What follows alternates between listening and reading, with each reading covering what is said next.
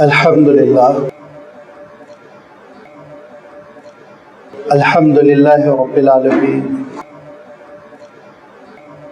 والصلاة والسلام علی سید المرسلین وعلی آلہ واصحابہ اجمعین اما بعد فقد قال اللہ تبارک وتعالی فی القرآن المجید والفرقان الحمید اعوذ باللہ من الشیطان الرجیم اللہ نور السماوات والارض مثل نورہ کمشکاۃ فیہا مصباح المصباح فی زجاجہ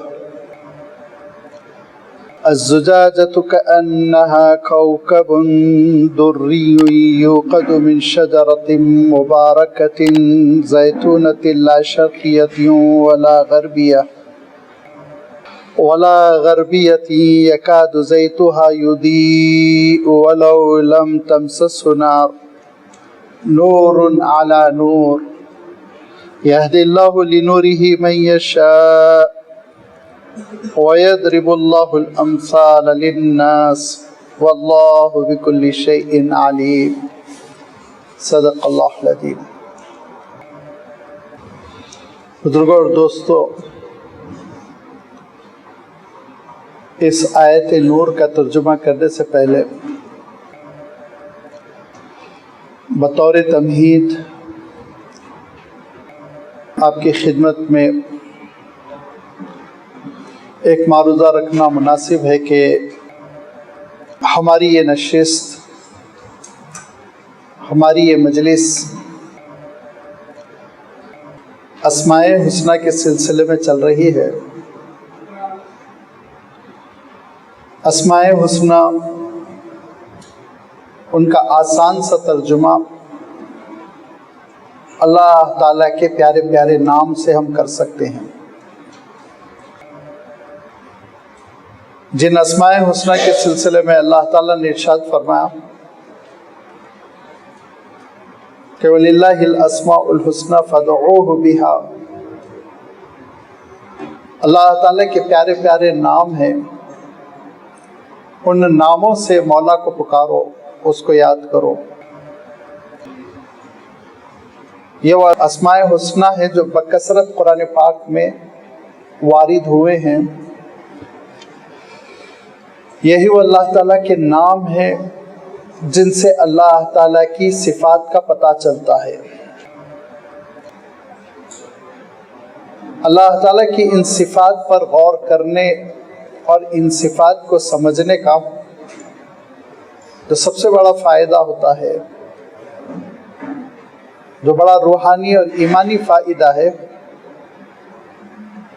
وہ یہ ہے کہ عقیدہ بہت مستحکم، پختہ اور راسخ ہوتا ہے، مضبوط ہوتا ہے۔ عقیدے میں جھول پیدا نہیں ہو پاتی ہے۔ اللہ تعالیٰ کے ان اسماء حسنہ کی وجہ سے اور ان صفات کو سمجھنے کی وجہ سے انسان اللہ تعالیٰ سے ایسا جڑ جاتا ہے، اس کا رشتہ اللہ تعالیٰ سے اتنا مضبوط ہو جاتا ہے کہ اس کے بعد وہ کسی در کا محتاج نہیں رہ جاتا، کسی اور کی دہلیز پر جانے کی اس کو ضرورت نہیں پڑتی۔ وہ باری تعالیٰ سے، اپنے مولا سے ہر لیول پر، ہر موقع پر، زندگی کے ہر شعبے میں جڑ جاتا ہے۔ مانگتا ہے تو اللہ تعالیٰ سے مانگتا ہے، محبت کرتا ہے تو اپنے مولا سے محبت کرتا ہے، خوشنودی، رضامندی اگر چاہتا ہے تو اپنے مولا کی رضامندی چاہتا ہے۔ یہ وہ ایمانی کردار ہے جو کسی بندے کے اندر پیدا ہو جائے تو نبوت سے قریب ترین ہوتا چلا جاتا ہے، ولایت ملتی ہے اس کو، اللہ کا تقرب ملتا ہے، اللہ تعالیٰ کی نصرت حاصل ہوتی ہے، اللہ تعالیٰ کی معیت حاصل ہوتی ہے۔ لہذا اللہ تعالیٰ کی ان صفات کو سمجھنا یہ بہت بڑی ہماری دینی ضرورت ہے، جس دینی ضرورت سے ہم غفلت برتتے ہیں، کوتاہی کرتے ہیں۔ جتنی اہمیت دینی چاہیے وہ اہمیت ہم نہیں دے پاتے ہیں۔ ہماری اپنی زندگی میں بہت سے تذکرے ہیں، بہت سے تذکروں کی مجلسیں ہیں، نشستیں ہیں، ان میں بعض بہت اچھی ہیں، اہتمام ہونا چاہیے، بعض تو غیر ضروری ہے، ان نشستوں کی ضرورت بھی نہیں ہے، لیکن بہرحال ہم اپنا وقت فارغ کرتے ہیں، ٹائم لگاتے ہیں۔ لیکن اللہ تعالیٰ کی ان صفات کو سمجھنے کے لیے ہمارے پاس وقت نہیں ہے، مجلسوں کا اہتمام نہیں ہے، جلسوں کا اہتمام نہیں ہے۔ ایسے اجتماعات شاذ و نادر ہی ہوتے ہیں، اکا دکا کہیں ہوتے ہیں جہاں اللہ تعالیٰ سے محبت کا تذکرہ ہو، اللہ تعالیٰ کی صفات کا تذکرہ ہو، جبکہ اللہ تعالیٰ ارشاد فرماتا ہے والذین آمنوا اشد حبا للہ، ایمان والے اللہ تعالیٰ سے شدید محبت کرتے ہیں۔ اشد فرمایا، شدید ترین، اعلیٰ ترین محبت اللہ تعالیٰ سے کرتے ہیں۔ وہ مولا ہے، مالک ہے، رب کائنات ہے، رب الانبیاء والمرسلین ہے، رب الاولیاء والصالحین ہے، رب الاولاد و رب الوالدین ہے۔ ماں باپ کو بھی اس نے پیدا کیا، اولاد بھی اسی نے عطا کی، اولیاء بھی اسی کے ہیں، انبیاء بھی اسی کے ہیں، سب کچھ اسی کا ہے۔ اور اسی کا تذکرہ نہ ہو، اسی کا تذکرہ نہ ہو، ایک بادشاہ کی مجلس ہو، گورنر کی محفل ہو، پی ایم صاحب کی مجلس ہو، اس میں ایرے غیرے سب کے تذکرے ہو رہے ہیں اور پی ایم صاحب کو نہیں پوچھا جا رہا، تو سوچیے وہ کیا حشر کریں گے۔ یہ تو وہ ارحم الراحمین ہے کہ اس غفلت کو بھی وہ معاف فرما دیتا ہے، اس غفلت کو، اتنی بڑی غفلت کو معاف فرما دیتا ہے۔ لہذا اللہ تعالیٰ کی صفات کا تذکرہ، اسماء حسنہ کو سمجھنے کی کوشش، یہ دراصل ہماری دین کی ضرورت ہے، ہمارے عقیدے کی ضرورت ہے۔ یہ کوئی فاضل مصروفیات نہیں ہے کہ اللہ نہ کرے بیکار وقتوں میں اس کو کر لیا جائے۔ یہ وہ ضرورت ہے جس کے لیے قربانی دی جائے۔ وقت نہ ہو تو وقت نکالا جائے، اور وقت نکالنے کی وجہ سے دنیا کا کوئی نقصان ہو رہا ہے تو وہ نقصان گوارا کیا جائے کہ اس کی وجہ سے میں اللہ تعالیٰ کی بارگاہ میں مقبول ہو جاؤں گا، یہ سوچ کر۔ اللہ کے رسول صلی اللہ علیہ وسلم فرماتے تھے ان للہ 99 اسما فمن احصاها دخل الجنہ۔ دیکھو اللہ کے 99 نام ہے، اور بہت سارے محدثین نے اس 99 کو بکثرت کے معنوں میں لیا ہے۔ اللہ کے بہت سارے نام ہیں، جیسے ہم کبھی کبھی کہتے ہیں نا 70 مرتبہ بول چکا ہوں تم کو، کبھی کبھی ہم کہتے ہیں نا 10 مرتبہ سمجھایا، لیکن اس وقت فگر مطلوب نہیں ہوتا، اس وقت کثرت بہت زیادہ۔ تو بہت سے محدثین نے یہ کہا کہ 99 سے بھی زیادہ ہے اللہ تعالیٰ کی اسماء حسنہ، اور بہت سے محدثین نے ان 99 کا تذکرہ کیا، احاطہ کیا، لسٹ بنائی، اور اس کو یاد کرنے کی تلقین کی، اس کو سمجھنے کی دعوت دی کہ اللہ تعالیٰ کے ان ناموں کو ہم سمجھ لیں گے تو یاد رکھیے عقیدے میں شرک کہیں سے نہیں داخل ہو سکتا۔ یہ ایسا قلعہ ہے، ایسی قلعے کی فصیل اور چہار دیواری ہے کہ اس کے بعد پھر عقیدے میں شرک نہیں گھس سکتا۔ اعتماد کی، ایمان کی، یقین کی، توکل کی وہ کیفیت پیدا ہو جائے گی کہ بندے مومن ہر حال میں اللہ تعالیٰ ہی سے جڑے گا۔ لہذا یہ اللہ تعالیٰ کے اسماء حسنہ ہیں جو نہ صرف یہ کہ ہمارے عقیدے کے لیے ضروری ہے بلکہ ہماری دعاؤں کے لیے ضروری ہے۔ فَادْعُوهُ بِهَا، ان سے دعائیں۔ اللہ کے رسول صلی اللہ علیہ وسلم کی دعائیں آپ دیکھیں تو آپ دیکھیں گے کہ اس میں اللہ تعالیٰ کے ان ناموں کا خوب حوالہ ہے۔ ان سارے ناموں کے ذریعے سے اللہ کے رسول صلی اللہ علیہ وسلم اللہ تعالیٰ کو پکارا کرتے تھے، دعاؤں میں ان ناموں کا تذکرہ کرتے تھے کہ ان ناموں کی تاثیر ہے، ان ناموں کی ایک تاثیر ہے جس سے دعائیں قبول ہوتی ہیں۔ میں اس سے پہلے بھی واقعہ عرض کر چکا ہوں کہ مسجد نبوی میں ایک دیہات کے صاحب آئے اور وہ ذرا زور سے دعا کر رہے تھے، اور وہ دعا کر رہے تھے اسألک اللہ باسمک الذی لم یلد ولم یولد الاحد الصمد الحی القیوم، اللہ کے ناموں کا حوالہ دے کے دعا کر رہے تھے۔ اللہ کے رسول صلی اللہ علیہ وسلم نے صحابہ کو مخاطب فرمایا اور کہا اللہ کے ان ناموں کو لے کر یہ اللہ کو پکارا کہ اس کی دعا اب ریجیکٹ نہیں ہوگی، مسترد نہیں ہوگی، ضرور قبول ہوگی۔ تو یہ ہماری دعاؤں کا سرمایہ ہے۔ یہ بھی میں عرض کرتا ہوں کہ اسماء حسنہ سے قرآن مجید بھی سمجھ میں آتا ہے۔ قرآن مجید میں بکثرت اسماء حسنہ ہیں، اکثر و بیشتر آیتیں اسماء حسنہ پر ختم ہوتی ہیں۔ تو یہ اگر اسماء حسنہ ہم سمجھیں گے آیت کا حسن سمجھ میں آئے گا، اور آیت کے اخیر میں اللہ تعالیٰ نے ان اسماء حسنہ کا تذکرہ کیوں فرمایا، یہ حکمت سمجھ میں آئے گی، یہ راز ہمارے سامنے نکھر کر کھل کر آئے گا۔ لہذا کتنے فائدے ہیں ذرا آپ سوچئے، قرآن فہمی حاصل ہو رہی ہے، دعاؤں کے لیے ضروری ہے اور عقیدے کے لیے ضروری ہے، اور اس کے باوجود اگر پہلو تہی ہو، غفلت ہو، سستی ہو، تو میں نہیں سمجھتا کہ یہ ایسا قصور ہے کہ اس کو نظر انداز کر دیا جائے۔ اسماء حسنہ کو سمجھنے کی یہ کوشش ہماری الحمدللہ، میں سمجھتا ہوں شاید 2 برس سے زیادہ ہو گئے یہ سلسلہ چل رہا ہے۔ بیچ میں یہ تجویز آئی تھی کہ جو نام گزر چکے ہیں ان کا ایک مرتبہ اعادہ کر لیا جائے، تو پچھلے 2 مہینوں میں وہ اعادہ ہی کیا جا رہا تھا، لیکن آج ایک اللہ تعالیٰ کی اس صفت کا تذکرہ ہو رہا ہے، اللہ تعالیٰ کے اس نام کا تذکرہ ہو رہا ہے جو بہت اہم ہے، وہ ہے نور، النور۔ اور اس کے لیے سورۃ النور کی جو آیت ہے، آیت النور، انتہائی مشہور آیت جو آپ بار بار سنتے رہتے ہیں، اسی آیت کی میں نے تلاوت کی کہ اللہ نور السماوات والارض، اللہ تو اس پوری کائنات کا نور ہے، اللہ تعالیٰ زمین کا نور ہے، اللہ تعالیٰ آسمانوں کا نور ہے۔ اب اس نور کو سمجھانے کے لیے اللہ تعالیٰ نے خود ایک مثال بیان فرمائی۔ ہم پہلے وہ مثال سمجھ لیں گے، پھر نور اس کی حقیقت کیا ہوتی ہے، جو بہت ہی لطیف بحث ہے، اور اللہ تعالیٰ مجھے صحیح انداز میں پیش کرنے کی توفیق عنایت فرمائے اور آپ کو اخذ کرنے کی توفیق عنایت فرمائے۔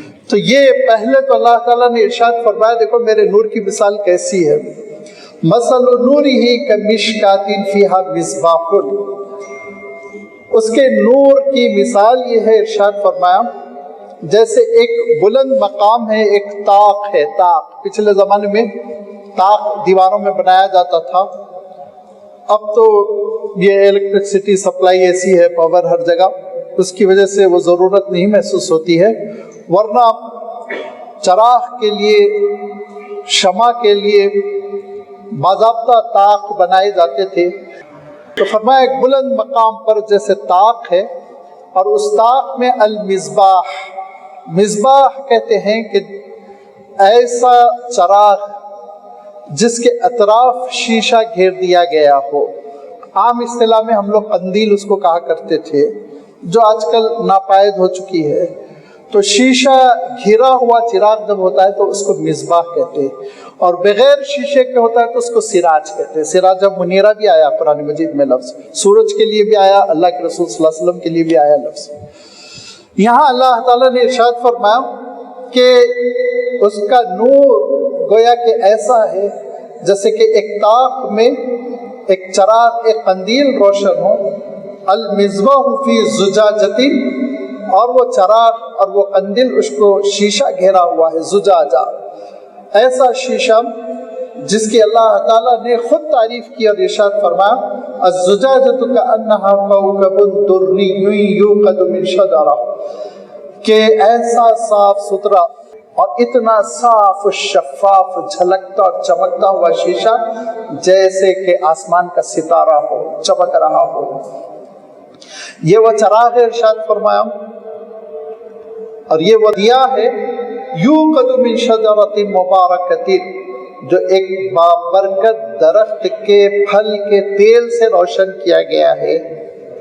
وہ بابرکت درخت زیتون کا درخت ہے، زیتونۃ، اور یہ وہ بابرکت زیتون ہے لا شرقیۃ ولا غربیہ، جو نہ مغربی کنارے پر لگا نہ مشرقی کنارے پر لگا، بیچوں بیچ، کیونکہ عربوں کا یہ تصور تھا کہ جو پھل کنارے کنارے کے ہوتے ہیں وہ پلیوٹ ہوتے ہیں، دھول لگتی ہے ان کو جانور خراب کر دیتے ہیں، اور جو درخت بیچوں بیچ ہوتے ہیں وہ عمدہ ہوتے ہیں، وہاں تک عام طور پر نہ لڑکوں کے پتھر پہنچ پاتے ہیں اور نہ ہی جانور کے منہ پہنچ پاتے ہیں، اور نہ دھوپ کی تیزی کی وجہ سے وہ اپنی افادیت کھو پاتے ہیں، بلکہ بالکل اوریجنل اچھے بہترین عمدہ پھل وہ ہوتے ہیں۔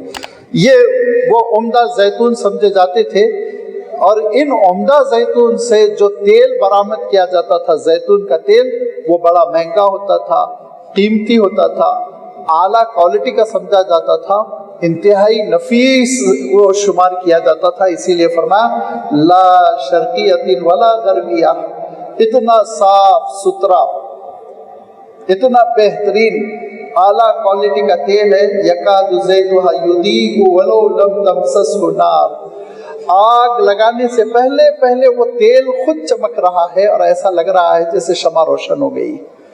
وہ یکاد یضیء، وہ خود روشنی دے رہا ہے، تیل اتنا صاف ستھرا جھلکتا ہوا ہے کہ جیسے کہ اس کو ابھی لو نہیں لگائی گئی، لو جلائی نہیں گئی، پھر بھی وہ روشن لگ رہا ہے۔ جب لو لگا دی گئی، اس کی لو جلا دی گئی، اس کی بتی جلا دی گئی، تو کیا ہوا؟ ارشاد فرمایا کہ پھر نور علی نور، نور در نور، نور پر نور، چمک پر چمک، اعلیٰ ترین روشنی پیدا ہونے لگی ہے۔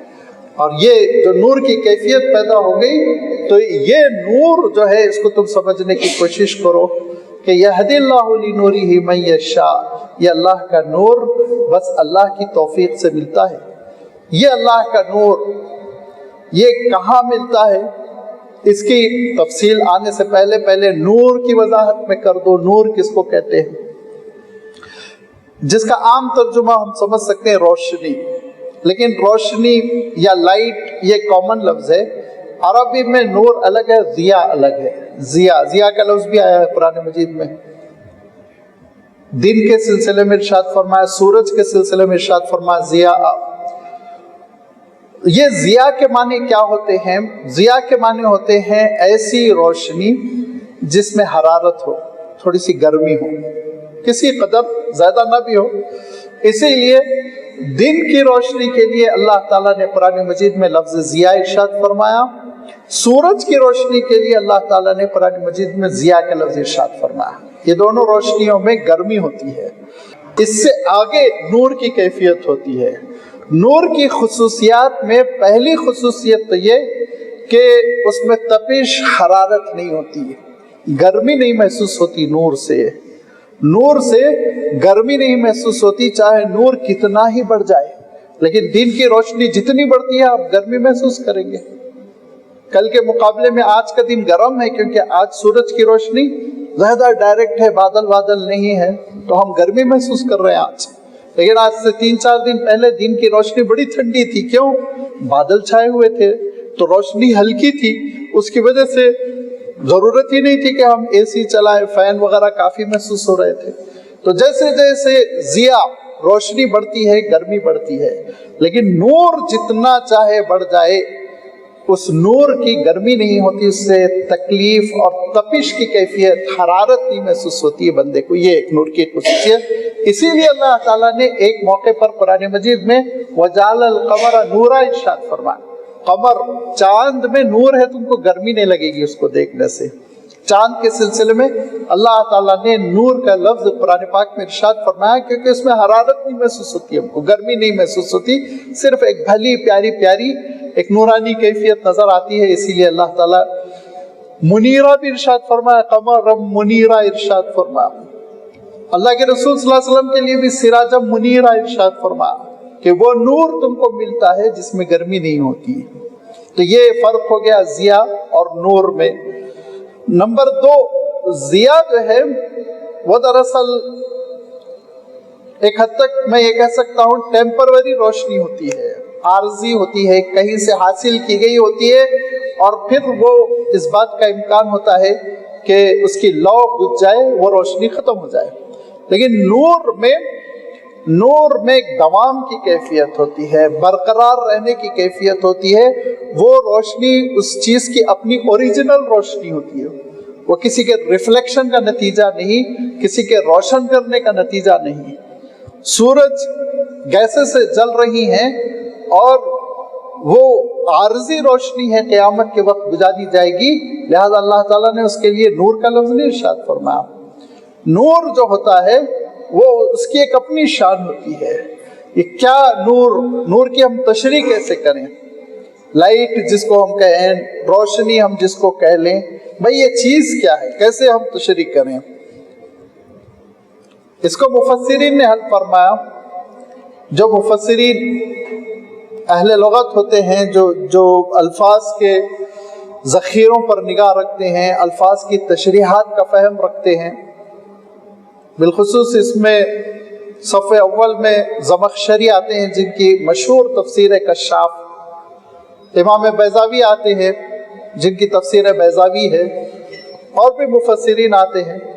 ان مفسرین نے نور کی تشریح کرتے ہوئے کہا نور اس کو کہتے ہیں الظاہر لنفسہ والمظہر لغیرہ. نور وہ ہے جو خود سے ظاہر ہو جاتا ہے اور نور دوسروں کو بھی ظاہر کرتا ہے. روشنی دوسروں کو ظاہر کرتی ہے نا، دوسرے نظر آتے ہیں. اگر روشنی نہ ہو تو دوسری چیزیں ہم کو نظر نہیں آتی. تو نور اس کیفیت کو کہتے ہیں، نور اس نعمت کو کہتے ہیں جو خود ظاہر ہے، چھپے گا نہیں، وہ ظاہر ہو کر رہے گا. اور اس کے اندر یہ صلاحیت ہوتی ہے وہ دیگر چیزوں کو بھی ظاہر کر دیتا ہے. آپ کے سامنے روشنی آنے سے، نور آ جانے سے پتہ چل گیا راستہ کیسا ہے. آپ کے سامنے روشنی آ گئی، اس سے پتہ چل گیا کہ سامنے رکاوٹ کیا ہے، آپ کہاں بیٹھے ہوئے ہیں، کس کمرے میں ہیں، اس کی چھت کتنی اونچی ہے، اس کی دیواروں کی کیا کیفیت ہے، اس کا دروازہ کدھر ہے. ساری چیزیں تھوڑا سا نور اگر مل جائے، تھوڑی سی روشنی مل جائے تو حل ہو جاتی ہے، ساری چیزیں نظر آنے لگتی ہے. تو النور اس کو کہا کہ الظاہر بنفسہ، اپنے آپ سے وہ ظاہر ہے، چھپ نہیں سکتا. والمظہر لغیرہ، اور دوسروں کو وہ ظاہر کر دیتا ہے، دوسروں کو نمایاں کر دیتا ہے. اب اس کو آگے چل کے یہ کہا کہ دیکھو نور کی دو کیفیتیں ہوتی ہیں. نور کی دو کیفیتیں ہوتی ہیں. ایک کیفیت ہے نور محسوس اور ایک ہے نور مکتوم. نور محسوس کیا ہے؟ جس کو ہم محسوس کر رہے ہیں، یہ روشنی ہم محسوس کر رہے ہیں، دیکھ رہے ہیں، ہماری نگاہیں دیکھ رہی ہیں. لائٹ کی روشنی کو ہماری نگاہیں دیکھتی ہیں، چاند کی روشنی کو ہماری نگاہیں دیکھتی ہیں، ستاروں کی روشنی کو ہماری نگاہیں دیکھتی ہیں، اور سورج کی روشنی کو ہماری نگاہیں دیکھ رہی ہیں، ادراک کر رہی ہیں. ٹھیک ہے، ڈائریکٹلی آپ سورج کو نہیں دیکھ سکتے، اس سے آنکھیں چودھی آتی ہے، ایک الگ بات، لیکن آپ روشنی تو دیکھ رہے ہیں اس کی چاروں طرف. یہ ہے وہ نور محسوس جس کو آنکھیں دیکھتی ہیں، جس کو عربی دانوں نے کہا کہ ابصار البصر اور ادراک البصر، نگاہوں کے لیے ممکن ہے کہ اس کا ادراک کرے، اس کو کیچ کرے، اس کو تھام لے، اس کو پکڑ لے، دیکھے. اور ایک نور ہے نور مکتوم، ایسی روشنی جس کو عام نگاہیں نہیں دیکھ پاتی، نگاہیں نہیں دیکھتی، بلکہ انسانی نگاہیں، جاندار کی نگاہیں اس نور کو نہیں دیکھ سکتی. وہ نور اپنے اندر ایک نورانی کیفیت رکھتا ہے، لیکن اس نور کو آپ محسوس نہیں کریں گے. بس اس نور کو کسی کے سمجھانے کی وجہ سے وہ سمجھ میں آ سکتا ہے. کہا نور اسلام، نور قرآن، نور محمد، نور علم. یہ روشنی ہم کو نظر نہیں آ رہی، لیکن اس کی افادیت ہے، زندگی میں اس کی ضرورت ہے. کوئی انکار نہیں کرے گا کہ علم کا ایک نور ہوتا ہے، اس سے ہم کو راستے پتہ چلتے، گمراہی کیا ہے اور ہدایت کیا ہے. نور علم سے، نور ایمان، اس سے پتہ چلتا ہے آخرت کیا ہے، اس سے پتہ چلتا ہے عقیدہ کیا ہے. نور اسلام، جس سے پتہ چلتا ہے شریعت کس کو کہتے ہیں. یہ وہ نور ہے جس نور کے ذریعے سے ہم حقیقتوں کا ادراک کر سکتے ہیں، لیکن اس روشنی کو نگاہیں نہیں دیکھتی. تو یہ نور مکتوم ہے، کہا ایک چھپا ہوا نور ہے، اس چیز کے اندر وہ نور ہے جو چیز ہمارے لیے کارآمد ہے، مفید ہے، ضروری ہے، علم کی شکل میں، اللہ کے رسول صلی اللہ علیہ وسلم کی شکل میں، قرآن پاک کی شکل میں، اسلام کی شکل میں، یہ سب کے لیے نور کا لفظ قرآن پاک میں بھی آیا، اس کا اشارہ بھی میں کروں گا۔ تو یہ ایک نور محسوس اور نور مکتوم ہے۔ اب اس کے بعد سے جب ہم نے نور کی حقیقت کو سمجھنے کی کوشش کی تو اس کے بعد دوسرا مرحلہ ہے اللہ تعالیٰ کا نور۔ اللہ نور السماوات والارض ارشاد فرمایا کہ اللہ تعالیٰ اس پوری کائنات کا نور ہے۔ کیسے نور ہے؟ ہم تو دیکھ رہے ہیں کہ ہمارے گلوب میں، ہماری دنیا میں، بلکہ آپ چاہیں تو کہہ لیں ہمارے بر اعظم میں، کیونکہ اس وقت امریکہ تو اندھیرا ہوا جا رہا ہے، سب سو رہے ہیں، تو ہمارے بر اعظم میں، ہمارے علاقے میں روشنی تو سورج کے ذریعے ہے، تو اللہ تعالیٰ کے نور کی کہاں ضرورت ہے؟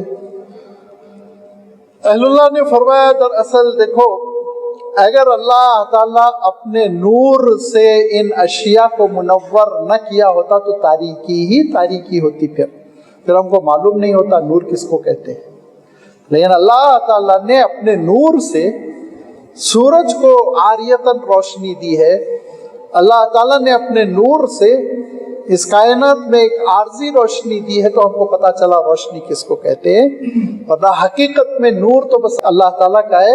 اللہ نور السماوات والارض، اس نے آسمانوں کو نور عطا کیا، اس نے زمینوں کو نور عطا کیا، زمین و آسمان کو اس کا نور ملا، پھر اس نے اپنے بندوں کو بھی نور عطا کیا، یہدی لنورہ من یشاء، ایمان کی شکل میں، جس ایمان کو اللہ تعالیٰ نے نور سے تعبیر کرتے ہوئے ارشاد فرمایا کہ اے اللہ کے رسول آپ نہیں جانتے تھے مل کتاب ولل ایمان، کتاب، اللہ کی کتاب کس کو کہتے ہیں؟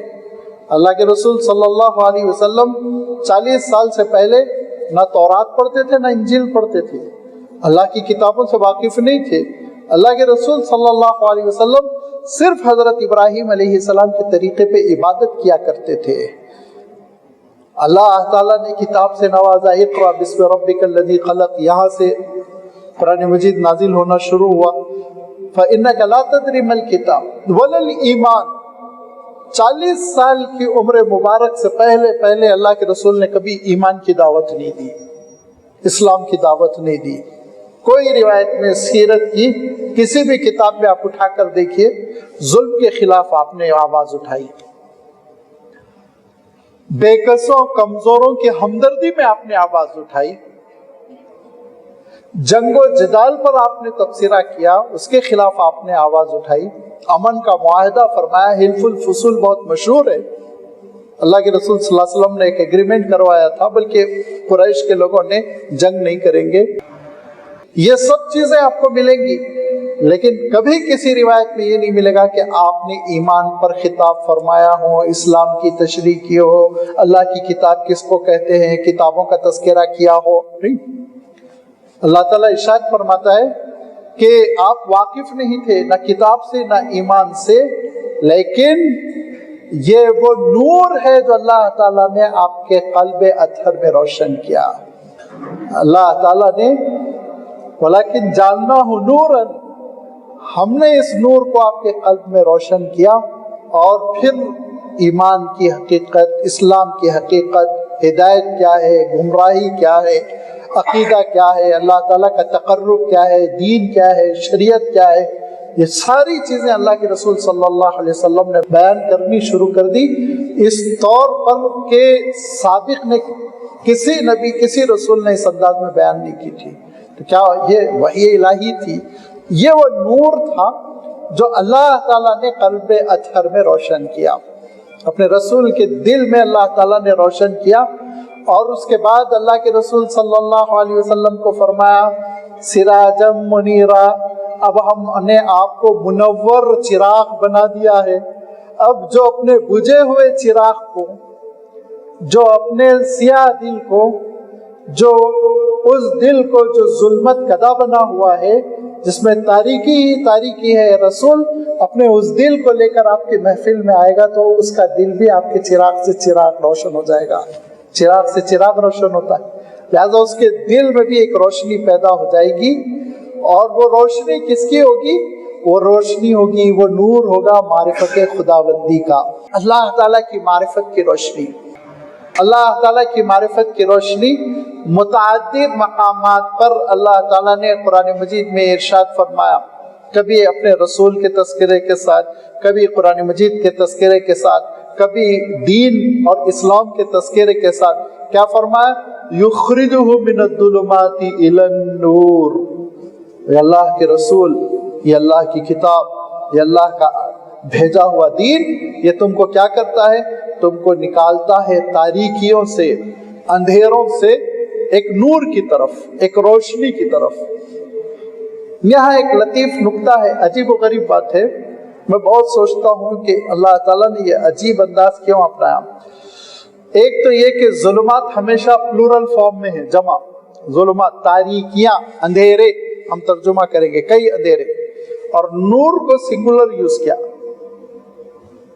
اور ایسا سنگولر یوز کیا، واحد کا ایسا صیغہ یوز کیا کہ پورے قرآن مجید میں، میرے الفاظ ذرا ٹیکنیکل ہے، دیکھیے عربی لٹریچر میں نہیں کہہ رہا ہوں، پورے قرآن مجید میں نور کی جمع نہیں آئی کہیں بھی، پورے قرآن پاک۔ انوار کہیں آیا ہے؟ کوئی حافظ صاحب بتا سکتے تو بتائیں، انوار کا لفظ نہیں ہے، نور، جہاں آیا نور، نور، نور، زبان میں ہے جمع، عربی زبان انوار سے واقف ہے، لفظ انوار غلط نہیں ہے، لیکن قرآن پاک میں اللہ تعالیٰ نے نور کو بس ایک ہی رکھا، نور ایک ہی ہے، یاد رکھو نور ایک ہی ہے، نور میں دو ہی نہیں ہے۔ قل هو اللہ احد کہا گیا نا، احد، واحد، وہ بھی اللہ کی صفت ہے، واحد، لیکن واحد اور احد میں بڑا لطیف فرق ہے نا۔ واحد کے معنی ہوتے ہیں، مثلا میں اگر کہہ دوں کہ اس گھر کا مالک ایک ہی ہے تو میں کہوں گا واحد، لہذا البیت مالک واحد، ایک ہی اونر، لیکن احد نہیں کہہ سکتا ہوں میں، احد نہیں، کیونکہ احد کہنے کے معنی ہوتے ہیں اور اس طرح کا دوسرا کوئی مالک نہیں ہے دنیا میں۔ اس گھر کا ایک ہی مالک ہے، یہ تو سمجھ میں آتا ہے، ایک ہے مالک، ٹھیک ہے، لیکن یہ تھوڑی ہے کہ اس گھر کے مالک کی طرح دنیا میں کوئی مالک نہیں ہے، سینکڑوں مالک ہے، کروڑوں مالک ہے، بلکہ اپنے اپنے گھروں کے، ہے کہ نہیں؟ احد کے معنی ہوتے ہیں اس طرح کا کوئی اور ہے بھی نہیں، اس طرح کا بھی کوئی اور نہیں، لیس کمثلہ شیء، مثل ہی نہیں ہے وہاں پہ، نو ایگزامپل، نہ اس کی نظیر ہے، نہ اس کی مثال ہے، نہ اس کا ساتھی ہے، نہ اس کا ساجی ہے، نہ اس کا شریک ہے، نہ اس کا ہم پلہ ہے، نہ ان کا اس کا ہمسر ہے، کچھ نہیں ہے، احدیت ہی احدیت ہے وہاں پر۔ یہ احدیت کو برقرار رکھنے کے لیے اللہ تعالیٰ نے قرآن پاک میں بندوں کو یہ دعوت دی کہ دیکھو نور ایک ہی ہے، ایک ہی ہے، وہ اللہ کا نور ہے، وہ اللہ کا نور ہے۔ اس نور سے اگر تم اپنے چراغوں کو روشن کر رہے ہو، اپنے دماغوں کو روشن کر رہے ہو، تو سمجھو کہ تم کو ملنے والا نور عطائی نور ہے، عطا ہے، اللہ تعالیٰ کی جانب سے ملا ہوا ہے، ذاتی نہیں ہے دوبارہ۔ اس کو انوار کہنے کی کوشش ہی نہ کرو، نور تو ایک ہی ہے۔ لہذا اللہ تعالیٰ نے قرآن پاک کے لیے، اپنے رسول کے لیے، اسلام کے لیے، سارے نبیوں اور رسولوں کے لیے ارشاد فرمایا کہ یہ وہ ہیں جو تاریکیوں اور اندھیروں سے نکالتے ہیں اور ایک نور کی طرف لاتے ہیں۔ وہ ہے نور، نور معرفت، اللہ تعالیٰ کی معرفت کا نور، جس کے بارے میں اللہ تعالیٰ آگے چل کے ارشاد فرماتا فی بیوت اذن اللہ ان ترفع ویذکر فیہا اسمہ یسبح لہ فیہا بالغدو والآصال رجال لا تلہیہم تجارۃ ولا بیع عن ذکر اللہ واقام الصلاۃ۔ کہ دیکھیے یہ وہ نور ہے۔ اس آیت کا ترجمہ ایک تو ظاہری طور پر کیا گیا ہے کہ مسجدوں میں صرف اللہ تعالیٰ کا ذکر ہونا چاہیے، ٹھیک ہے، وہ مفہوم بھی مراد ہے بغیر انکار کے، لیکن اہل اللہ ایک دوسرے ترجمے کی طرف گئے اور ارشاد فرمایا یہ اس نور کا گھر، اس نور کا گھر، اس نور کے رہنے کی جگہ کہاں ہے؟ فی بیوت، مومنوں کے دل ہے، مومنوں کے دل ہے، جس میں صرف اللہ کا ذکر رہتا ہے، غیر اللہ کا ذکر نہیں آتا۔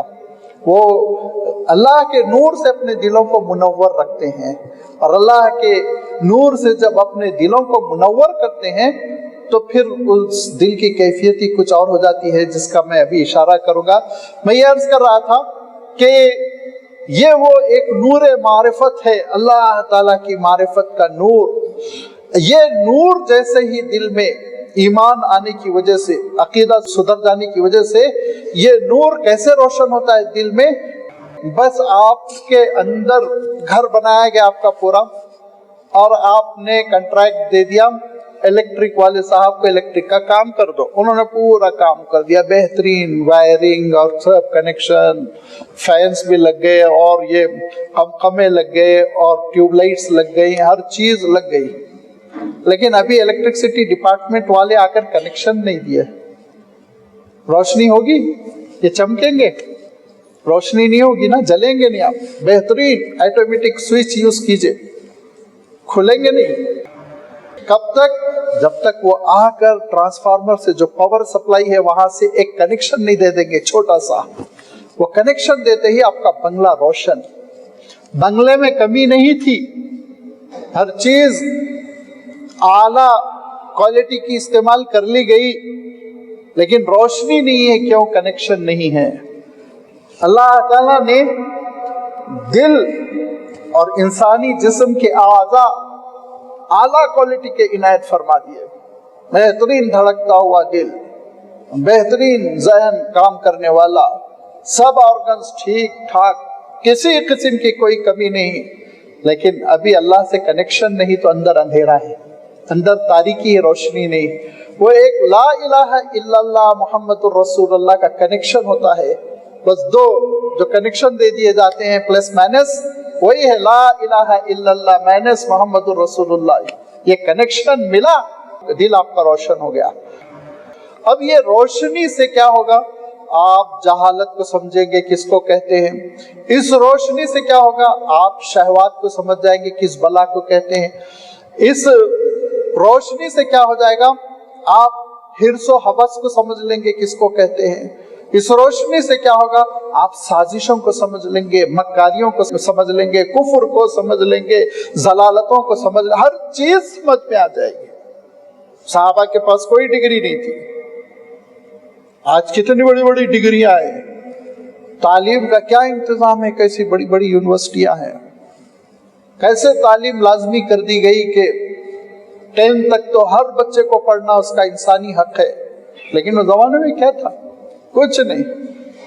لاکھ سوا لاکھ صحابہ میں میں سمجھتا ہوں شاید 1200 صحابہ ہوں گے جو لکھنے کے اور ریڈنگ کرنے کے قابل تھے، لیکن کنیکشن ان کا اتنا مضبوط تھا کہ ان کے دلوں میں وہ روشنی تھی کہ اس روشنی میں انہوں نے پوری دنیا کی حقیقت کو سمجھ لیا تھا، آخرت کی حقیقت کو سمجھ لیا تھا، اور ان کو آگے بڑھنے میں ذرہ برابر دیر ہی نہیں ہوئی۔ یہ اللہ کا نور، یہ اللہ کا نور۔ اللہ نے اس کو ایک کنیکشن سورج سے دیا، روشن کر دیا، وہ چمک گیا۔ اللہ تعالیٰ نے کتنے سورجوں کو جلایا بس اللہ ہی جانتا ہے، ابھی تک تو ہماری سائنس گن نہیں سکی، سائنس ہماری کاؤنٹ نہیں کر سکی کتنے سورج ہیں جو جل رہے ہیں، چمک رہے ہیں، وہ پتہ نہیں کب گن کے وہ بتائیں گے، ان کے آلات ناکام ہیں ابھی تک، لیکن اللہ تعالیٰ جانتا ہے اس نے کتنے سورجوں کو روشن کیا، کتنے ستاروں کو روشن کیا۔ وہی پروردگار ہمارے دلوں کو روشن کرتا ہے ایمان سے۔ یہدی اللہ لنورہ من یشاء، یاد رکھو یہ اللہ کا نور اسی کو ملتا ہے جس کے اندر طلب ہوتی ہے، جس کے اندر تڑپ ہوتی ہے، اور جب یہ تڑپ اور یہ طلب ہو جاتی ہے تو اللہ تعالیٰ کی جانب سے یہ نور نصیب ہوتا ہے اور دل روشن ہو جاتا ہے۔ فی بیوت اذن اللہ ان ترفع، وہ پھر وہ ان گھروں کی مانند ہو جاتے ہیں، مساجد کے مانند، جس میں صبح سے شام تک اللہ کا ذکر ہوتا ہے، نمازیں پڑھی جاتی، تلاوت ہوتی ہے، اعتکاف ہوتا ہے، رکوع سجود ہوتے ہیں، ویسا ہی دل روشن اللہ کی عبادتوں سے معمور ہو جاتا ہے۔ مگر اس کے لیے ضرورت کیا ہے؟ اس کے لیے ضرورت ہے کنیکشن کی۔ کنیکشن، آپ کے گھر کتنے بڑے آپ عہدیدار ہوں، الیکٹرکسٹی ڈپارٹمنٹ کے لوگ خود سے نہیں آئیں گے، فارم بھرنا پڑے گا، پیمنٹ دینا پڑے گا، मीटर के लिए जो लीगल कार्रवाई करनी है वो करनी पड़ेगी, और घर जितना बड़ा है उतना बड़ा पेमेंट, उसके बाद से ही वो आएंगे। अगरचे उसके बाद भी नहीं आते, उनकी जेब भी गर्म करना पड़ता है, लेकिन ये तो खैर दुनिया है। अल्लाह ताला के लिए उस नूर से कनेक्शन के लिए रातों को उठकर रोना पड़ेगा। तलब, दुआ, गिरिया वजारी, बंदगी, दरखास्त, ये कैफियत पैदा होगी तो अल्लाह ताला फिर कनेक्ट करेगा, और जो रोशनी मिलेगी उस रोशनी की कैफियत ही कुछ और होगी। ये रोशनी कैसे मिलेगी? इरशाद फरमाया, ये रोशनी अल्लाह की किताब से मिलती है। इरशाद फरमाया, वत्तबउन नूर अल्लज़ी उन्ज़िला माअहू, जो पैरवी करते हैं अल्लाह के रसूल की और उस नूर की जो अल्लाह के रसूल सल्लल्लाहु अलैहि वसल्लम के साथ साथ भेजा गया, नाजिल किया गया, यानी कुरान मजीद। ये कुरान मजीद भी सोर्स है नूर का।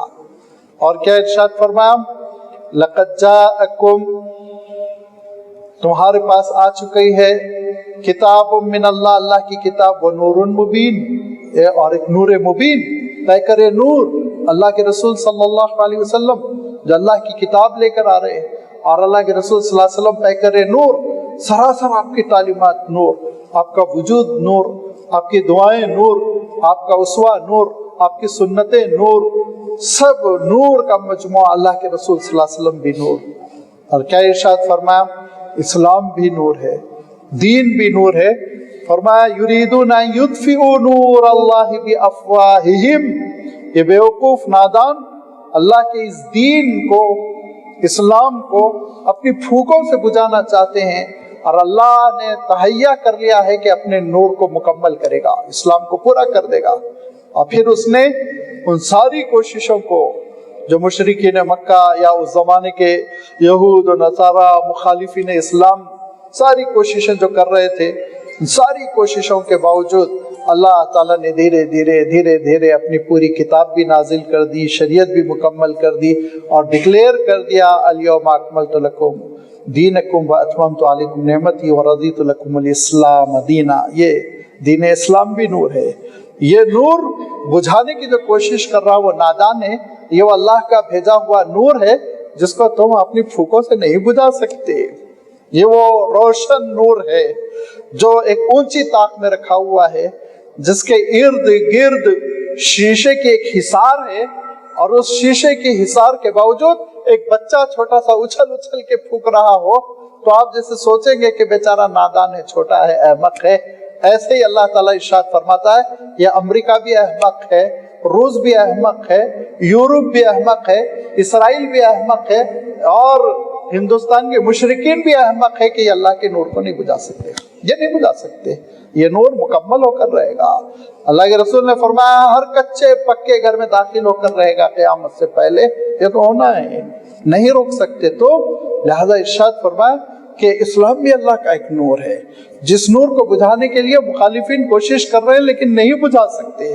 ये वो अल्लाह ताला का नूर है जो अल्लाह की किताब की शक्ल में, अल्लाह के रसूल सल्लल्लाहु अलैहि वसल्लम की शक्ल में, आपके उसवे की शक्ल में, अल्लाह के दीन की शक्ल में हमको मिला हुआ है। और जब हम इससे वाबस्ता होते हैं तो फिर हमारे दिल में एक नूर पैदा होता है, जिसका मैं शुरू से तज़किरा कर रहा हूँ, क्योंकि यही चीज़ असल मतलूब है कि मेरा और आपका दिल रोशन हो जाए, मुनव्वर हो जाए, अल्लाह ताला की सिफत की एक परतू मेरे और आपके दिलों पर पड़े, तो फिर इतनी शख्सियत मुनव्वर होती है, इतनी शख्सियत मुनव्वर हो जाती है कि फिर आप कंदील रहबर बन जाते हैं, मीनारे नूर बन जाते हैं आप।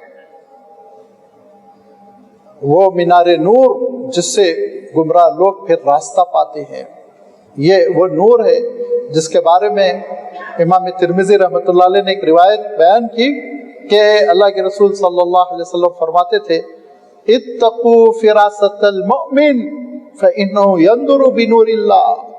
मोमिन की जो फिरासत होती है ना, उसकी जो बसीरत, दानाई, उसकी समझ, उसकी हिकमत, उसका आला शऊर, ऊंचे मेयार का शऊर, उस मोमिन की फिरासत से बचो। वो अल्लाह के नूर से चीज़ों को देखता है, अल्लाह के नूर से वो चीज़ों को देखता है।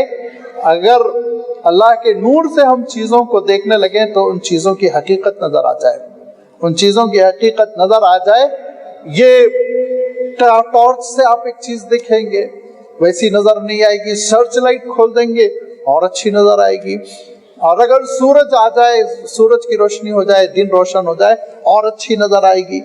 और अब रब के नूर से अगर आप चीजों को देखेंगे तो कैसा देखेंगे, जरा आप सोचिए कैसा देखेंगे। तो फिर अहलुल्लाह ने इस मैदान को भी फिर खला नहीं छोड़ा, बगैर रहनुमाई के नहीं छोड़ा, इसमें भी रहनुमाई कर दी। कहा देखो अल्लाह के नूर से, अल्लाह के नूर से अजीज मिस्र ने हजरत यूसुफ अलैहिस्सलाम को देखा जो बाजार में बिक रहे थे, तो लगा नहीं ये चीज बहुत कीमती है, इसको घर ले जाना चाहिए। और घर ले गए। घर ले जाने के बाद उन्होंने महल वालों से क्या कहा, महल वालों से कहा अकरीमी मसवा, बहुत इज्जत के साथ इस बच्चे को रखना। एक गुलाम ही को तो खरीद के लाए थे, लेकिन वो देख रहे थे इसके अंदर क्या जौहर है। और ये बताया गया, रिवायतों में आता है वो साहिब ईमान थे, वो साहिब ईमान थे, और ईमान की रोशनी में उन्होंने देखा तो कहा अकरीमी मसवा आसा यनफाना नत्तखिज़हु वलदा, ये गुलाम नहीं, इसको तो बेटा बनाकर रखना चाहिए। आजमाइशें आई हजरत यूसुफ अलैहिस्सलाम पर बाद में, लेकिन पहचाना तो सही था ना उन्होंने। यही वो नूर था, फिरासत, दानाई, जो हजरत मूसा अलैहिस्सलाम को नबूवत और रिसालत से पहले फिरौन की बीवी देख रही थी, कुफर के माहौल में थी, सरकशी के माहौल में थी, शिर्क की आलूदगी में थी वो, लेकिन उनका कनेक्शन था अल्लाह ताला से। तहज्जुद गुजार खातून थी, रातों में उठकर वो कहती थी कि परवरदिगार इस जालिम की बदआमालियों से तू मुझे नजात दे। ये दुआ करती थी फिरौन के सिलसिले में कि इस जालिम की बदआमालियों से मुझे नजात दे। वो हजरत बीबी आसिया जब हजरत मूसा अलैहिस्सलाम को देखती है तो अल्लाह के नूर में देखती है और उठाकर घर लाती है। और फिरौन कहता है नहीं, इसका फेस कट मुझे इसराइली लग रहा है, ये इसराइली खानदान का बच्चा लग रहा है, इसका चेहरा वैसा ही है, इसको निकालो फेंको। वो कहती है नहीं नहीं, आसा अयनफाना, ये लड़का हमारे बहुत काम आएगा, बड़ा मुबारक लग रहा है, बड़ा अच्छा लग रहा है, इसको तो मैं रखूंगी। इसको निकालने के माने मुझे महल से निकाल दीजिए। अब देखा बेगम साहिबा इतना बड़ा मुतालबा कर रही हैं, तो अल्लाह ताला इरशाद फरमाता है वो तो गबी था, नूर इलाही से महरूम था ना, नूर इलाही उसके पास नहीं था। लिहाजा अल्लाह ताला फरमाता है वो अपने लिए अपने दुश्मन को पाल रहा था, लियकून लहुम अदुम व हज़ना, तेरे लिए खुद मुसीबत बनने वाली, तुझे नहीं मालूम तेरे घर में क्या पल रहा, लेकिन वो अल्लाह वाली देख रही थी ये क्या होने वाला है। और यही फिर वो नौजवान हजरत मूसा अलैहिस्सलाम जब मिस्र से हिजरत कर गए, मदियन पहुंचे और कुएं पे पानी का जो किस्सा अल्लाह ताला ने सूरतुल क़सस में बयान फरमाया वो देख ले कि उस बुजुर्ग की साहिबजादी, जिन बुजुर्ग का नाम हजरत शुएब लिखा गया है रिवायतों में, हजरत शुएब वो नबी व रसूल वाले ही शुएब हैं या दूसरे शुएब है, इसमें मुफस्सिरीन में मुअर्रिखीन में इख्तिलाफ है। और तहकीक की बात तो यही लगती है कि वो नबी व रसूल शुएब नहीं है। जो शुएब अलैहिस्सलाम की कौम कम तोलती थी, कम नापती थी, तो उनकी कौम पर अजाब आया, वो रसूल अलग थे, ये कोई और बुजुर्ग थे लेकिन बहुत अल्लाह वाले थे। कुरान मजीद ने नाम भी जिक्र नहीं किया और कुरान मजीद में उनकी नेकियों का, उनके आला किरदार का तज़किरा है, जो बाद में हजरत मूसा अलैहिस्सलाम के खुसर बने।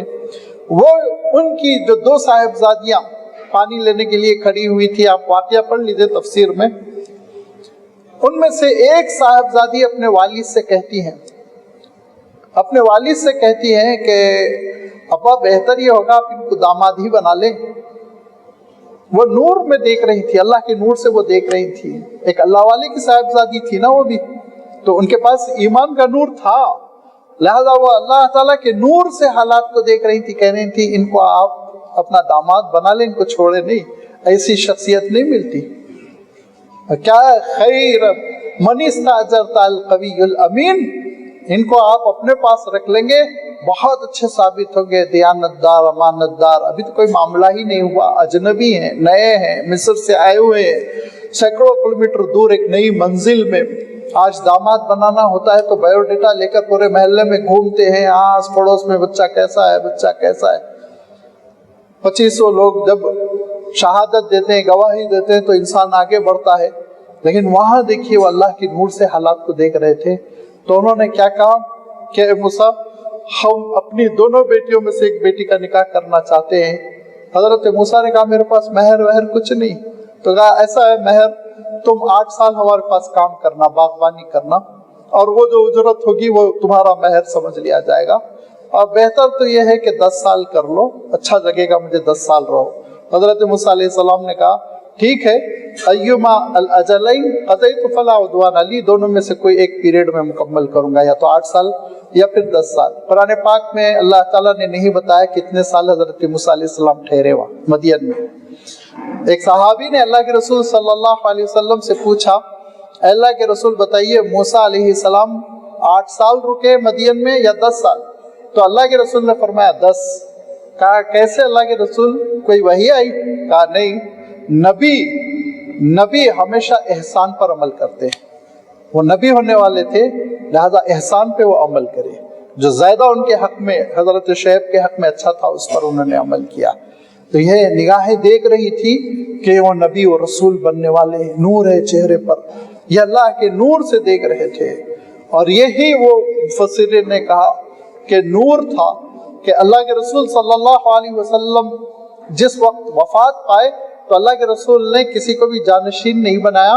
حضرت ابوبکر صدیق رضی اللہ تعالیٰ عنہ کے سلسلے میں اشارے فرمائے، نماز کی امامت دی آپ کو، قافلے کا امیر بنایا، ایسے بہت سے اشارے تھے جس سے مسلمان سمجھ رہے تھے کہ اللہ کے رسول صلی اللہ علیہ وسلم کا منشا یہ ہے کہ آپ صلی اللہ علیہ وسلم کے بعد ہماری سربراہی، ہماری امارت حضرت ابوبکر سنبھالے، اور اس پر عمل ہوا۔ اللہ کے رسول صلی اللہ علیہ وسلم نے یہ اسوہ چھوڑا کہ بعد والے مشورہ کر لیں۔ نامزد کرنے کا مزاج ہوگا تو بہت مصیبت ہو جائے گی، سب اپنے چہیتوں کو نامزد کرتے چلے جائیں گے، لہذا نو نامزد نہیں، تم لوگ حل و عقد، ارباب حل و عقد بیٹھو، فیصلہ کرو۔ لیکن حضرت ابوبکر رضی اللہ تعالیٰ عنہ نے بوقت وفات کہا عمر کو امیر بناؤ۔ کیسے کہا؟ اللہ کے رسول کی تو سنت نہیں تھی۔ سارے مورخین لکھتے ہیں انہ ینظر بنور اللہ، اللہ کے نور سے وہ حالات کو دیکھ رہے تھے حضرت ابوبکر اللہ کے نور سے حالات کو دیکھ رہے تھے کہ اگر کوئی اس شیرازے کو بکھرنے سے بچا سکتا ہے تو حضرت عمر ہی میں وہ صلاحیت ہے۔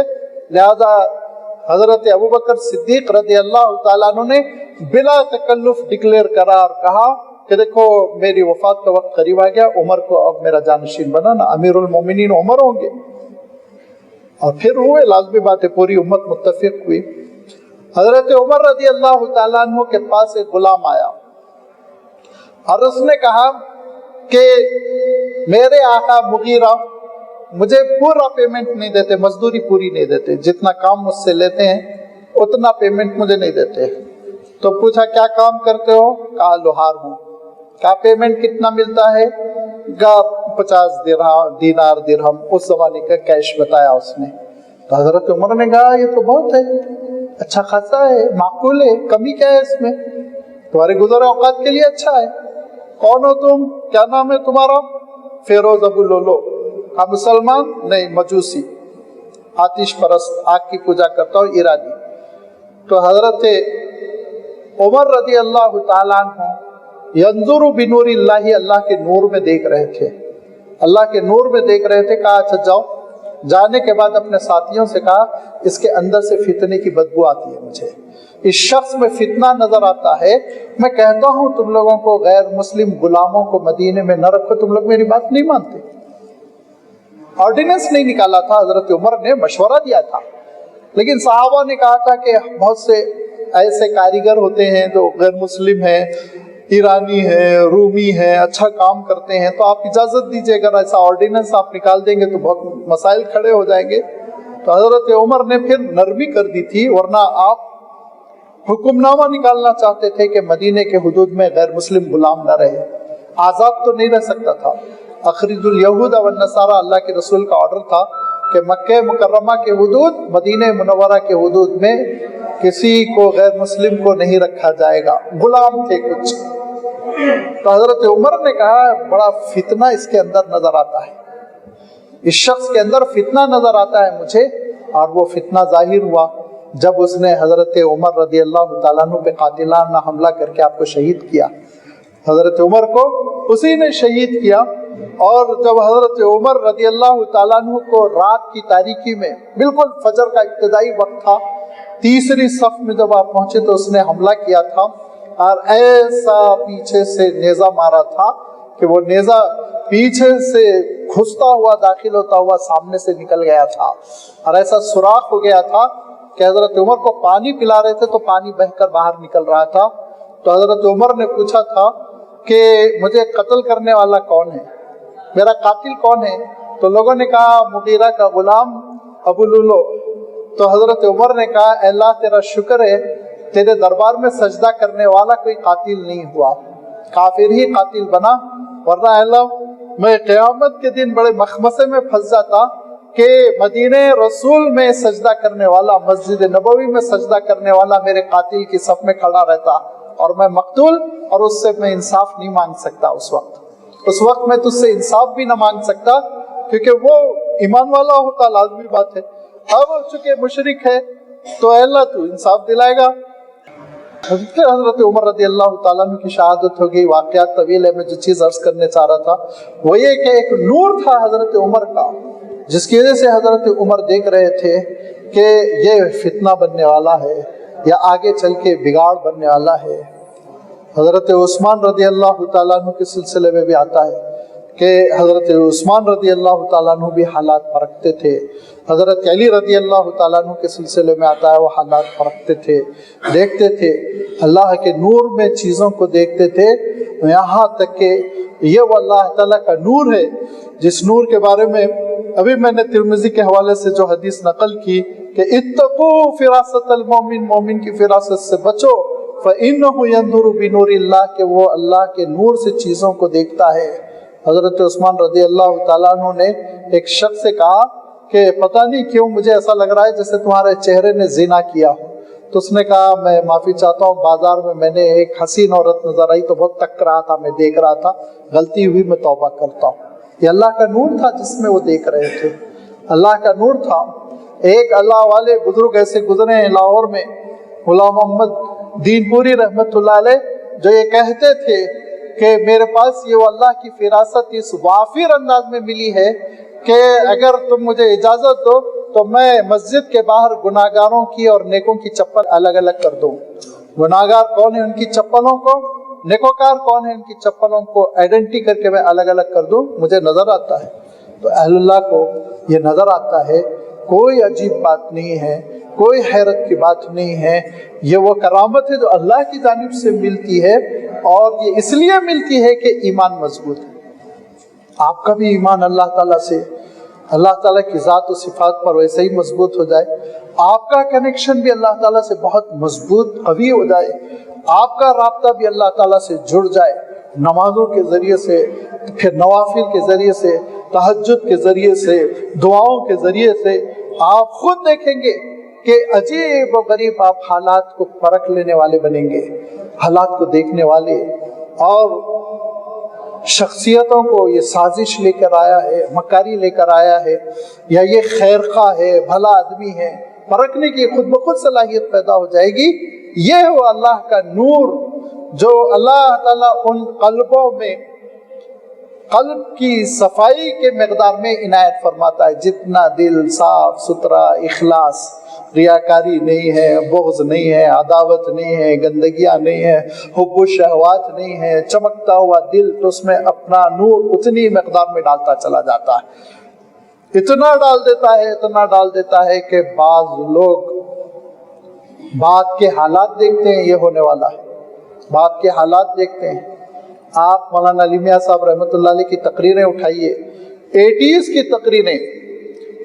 کی تقریریں، ایسا دکھتا ہے انہوں نے آج اس بی جے پی کے دور کو دیکھ لیا تھا، ایسا دکھتا ہے، منظر کشی کرتے تھے یہ ہونے والا ہے، माफ़ी मांगते थे। मौलाना कहते थे, आप तकरीरें सुनिए, उसके रिकॉर्ड मौजूद है कि मैं दरवेश फ़कीर माफ़ी मांगता हूँ, मैं नहीं चाहता हूँ ये कहना, लेकिन तारीख़ के तालिब इल्म की हैसियत से मैं कहता हूँ कि वो हालात आने वाले हैं। अगर तुमने ईमान के तकाज़ों पर अमल नहीं किया तो वो मुशरिकों का तसल्लुत होने वाला है, और उस तरह से तुमको वो सताएंगे कि उसका तुम तसव्वुर नहीं कर सकते। और आप हैरत करेंगे कि बर्मा की मिसाल दे दे के कहते थे बर्मा के हालात होंगे, यहाँ पे बर्मा जैसे हालात बर्पा होंगे। आज हमको हैरत होती, क्यों? इन फ़इन्नहु यंदुरु बिनूरिल्लाह, अल्लाह के नूर से उनकी तहज्जुदें, उनकी दुआएं, उनका कुड़ना, तड़पना, उम्मत से मोहब्बत, उम्मत से ताल्लुक, ये वो वजह थी जिसकी वजह से अल्लाह ताला ने उस रोशनी में हालात को देखने का मौका इनायत फरमाया। लिहाजा जैसे जैसे हम अपने आमाल को सुधारेंगे, जितना इखलास साफ सुथरा होगा, बस अल्लाह की खुशनुदी के लिए इबादतें, अल्लाह की खुशनुदी के लिए नमाजें, अल्लाह की खुशनुदी के लिए सदक़ात व खैरात, तिलावत कुरान, दिखावा रियाकारी बिल्कुल न हो। जो आमाल अल्लाह को खुश करने के लिए हैं, बस उसमें अल्लाह ही को खुश किया जाए, गैरुल्लाह को घुसने न दिया जाए। ये कैफियत जब पैदा होगी और अल्लाह ताला से मोहब्बत, अल्लाह ताला से ताल्लुक़ बढ़ेगा, अल्लाह के रसूल सल्लल्लाहु अलैहि वसल्लम से पैरवी, कुरान मजीद से ताल्लुक़ बढ़ेगा, कुरान मजीद की तिलावत का एहतमाम, कुरान मजीद को समझने का एहतमाम, उस पर अमल करने का जज्बा, ये चीज़ें जैसे जैसे हमारी आपकी ज़िंदगी में बढ़ेगी तो फिर एक वक्त आएगा आपके छोटे कहेंगे आपने ये डिसीजन कैसा लिया था, इतना अच्छा डिसीजन। आपके सामने वो हैरत करके कहेंगे। आप खुद अपनी ज़िंदगी में तजुर्बा कर सकते हैं। हाथ कंगन को आलसी किया, पढ़े लिखे को फारसी किया, सिर्फ पुराने बुजुर्गों के वाक़यात सुनकर सर धुनना नहीं है, मुझे और आपको सांचे में ढलना है। मुझे और आपको, हमसे खिताब है अल्लाह ताला का। हम में से सब अहलुल्लाह बन सकते हैं, सालिहीन बन सकते हैं, नेकोकार बन सकते हैं, मोहसिनीन बन सकते हैं। रास्ता खुला हुआ है। एक ही चीज बंद हो गई, नबूवत, और नबूवत के सदक़े में सहाबियत। दो चीजें खत्म हो गई। असलन नबूवत खत्म हुई, और उसके बाद से नबूवत ही से ताल्लुक रखने वाली चीज है सहाबी होना। जो नबी को देखा वो सहाबी बना। बाकी याद रखिए, विलायत के, तकर्रुब के, ऊंचे मकामात के सारे मर्तबे खुले हुए हैं। आप भी जा सकते हैं उस रास्ते पर, मैं भी चल सकता हूँ, आप भी हासिल कर सकते हैं, मैं भी हासिल कर सकता हूँ। ज़रूरत यह है कि अल्लाह के रसूल सल्लल्लाहु अलैहि वसल्लम ने जो तरीक़ेकार बताया है, कुरान पाक में जो हिदायतें दी गई हैं, उस पर अमल किया जाए, इखलास के साथ, ihसान के साथ, तक़वे के साथ, तहारत के साथ अगर हम ज़िंदगी बसर करेंगे, अल्लाह ताला से ताल्लुक़, तक़र्रुब, इबादतें, ये सब क़यामत के दिन नूर बनकर ज़ाहिर होंगी तुम्हारे लिए। नूरुहुम यस्आ बैना ऐदीहिम व बिअयमानिहिम, सीधे जानिब से वो नूर, वो सर्च लाइट हमको मिलेगी, जिससे सिराते मुस्तकीम, पुलसरात जिसको कहा गया, वो रोशन होता चला जाएगा। पुलसरात रोशन होता चला जाएगा। इतना नूर, ऐसी रोशनी के पीछे से लोग नूर की भीख मांगेंगे, कहेंगे वल्तमिसु नूरा, थोड़ा नूर हमको भी दो, थोड़ी रोशनी हमको भी दो। और ये अल्लाह ताला इरशाद फरमाता है कि ईमान वाले वो नूर देना चाहेंगे, शेयर करना चाहेंगे, लेकिन अल्लाह की जानिब से इजाज़त नहीं होती। अहले कुफ्र, फासिक व फाजिर, बदकार, गुनाहगार, बेहयाई के मुर्तकिबीन, उनको भी जन्नत में नूर मिल जाए, पुलसिरात पे नहीं। फरमाया उनके दरमियान एक दीवार डाल दी जाएगी, और वो ईमान वालों का नूर से बेईमान लोग फिर इस्तिफादा नहीं कर सकेंगे। उस नूर में ईमान वाले रास्ता तय कर लेंगे आराम के साथ। नूरुहुम यस्आ, आगे पीछे आपके नूर चल रहा होगा क़यामत के दिन। और इसीलिए अल्लाह के रसूल सल्लल्लाहु अलैहि वसल्लम इरशाद फरमाते थे कि देखो, दुनिया में जब तुम अंधेरे में मस्जिद की तरफ जाते हो, फजर के मौके पर, इशा के मौके पर अंधेरा हो जाता है ना, तो बश्शिर बिन्नूरि ताम यौमल क़ियामा, अंधेरों में मस्जिद की जानिब जाने वालों को क़यामत के नूर की खुशखबरी दे दो कि इनको ये नूर मिलने वाला है। इससे पता चला जमात की भी अहमियत। और अल्लाह के रसूल सल्लल्लाहु अलैहि वसल्लम ने फरमाया कि जो इशा की नमाज जमात से पढ़ ले, फजर की नमाज जमात से पढ़ ले, उसकी पूरी रात को अल्लाह ताला क़यामुल लैल फरमा देता है, क़यामुल लैल वाला अजर मिलता है। लिहाजा ये नूर हासिल करने की एक शक्ल ये भी, अल्लाह के नूर से हमारा वजूद मुनव्वर हो, اس کے لیے یہ راستے ہم کو دنیا میں بنائے گئے. اللہ تعالیٰ ان کو اختیار کرنے کی توفیق عنایت فرمائے. وآخر دعوانا ان الحمد للہ رب العالمین.